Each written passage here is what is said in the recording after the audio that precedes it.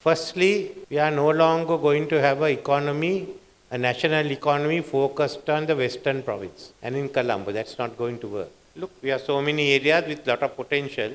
They should all have their own local regional economies. South can have one, as we are starting now. Central province can have one initially with all its export, agriculture and tourism and others. North can have one, it has one of the biggest potentials. And northwestern province, we feel initially those provinces can grow up just as much as western province, with Sabaragamuwa, East, Uwa and North Central coming later. But North Central has a potential which Jaffna also has. So let us now develop. There enough power we have devolved.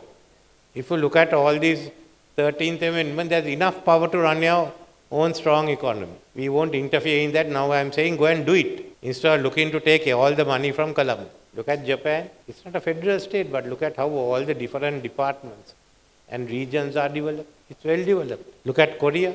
Look at UK. Scotland is developed. Parts of UK, Wales. So why can't we have our own economies that are functioning? France has one around Paris, one around Marseille, one around some of the other cities. So we can develop similarly. So with this devolution, we use the powers and let them all develop. We talk of devolution as political. You can give all the powers by law. You haven't got a cent to spend, what are you worth? If you haven't got a cent to spend, what is the meaning of devolution? You can go out on roads, you can shout on everything. The only province that can spend its way out is the western province today. All the others are tied to the western province. Why should you be tied? If you look at the 13th Amendment, there are enough powers. Just use it. And that is my policy. Because the government can't plan. Don't even ask me to do things to the government, to develop agriculture to government. Now you want to have a foreign language school. Why should I spend? If there is a demand for it, you can easily set it up. And if want, we will give loans and other grants to students who can't afford it. I don't think government should even start a foreign language school, whether in Jaffna or Gaul or anywhere.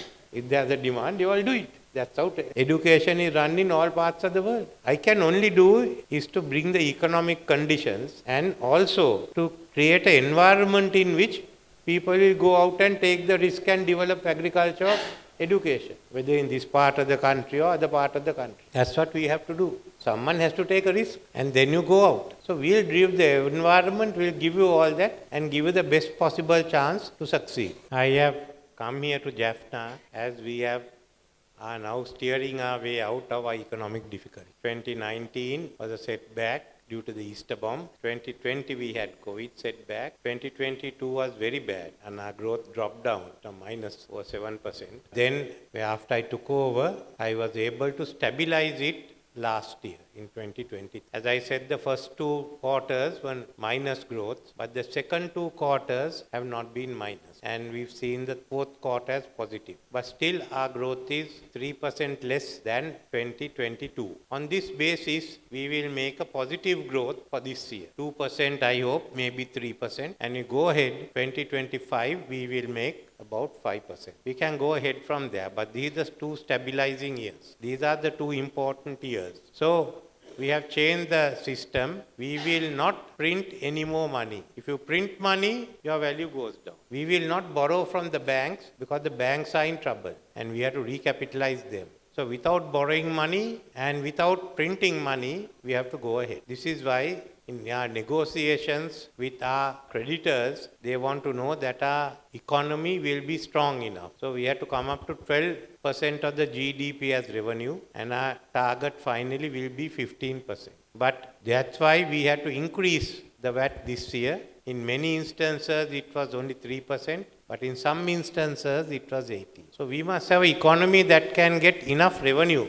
We have to pay for our budgets, we have to pay for development and also service our interests. Our biggest burden is that the bulk of our money goes in interest charges. Who's to blame? We are all to blame. We allowed the money, we wanted the government to live beyond its means, to satisfy what we wanted. So now we have been asked to pay on it. So we need a new economy. We can't run on an economy where balance of payment is not with you. It's for the other side. You have to keep borrowing in foreign in dollars.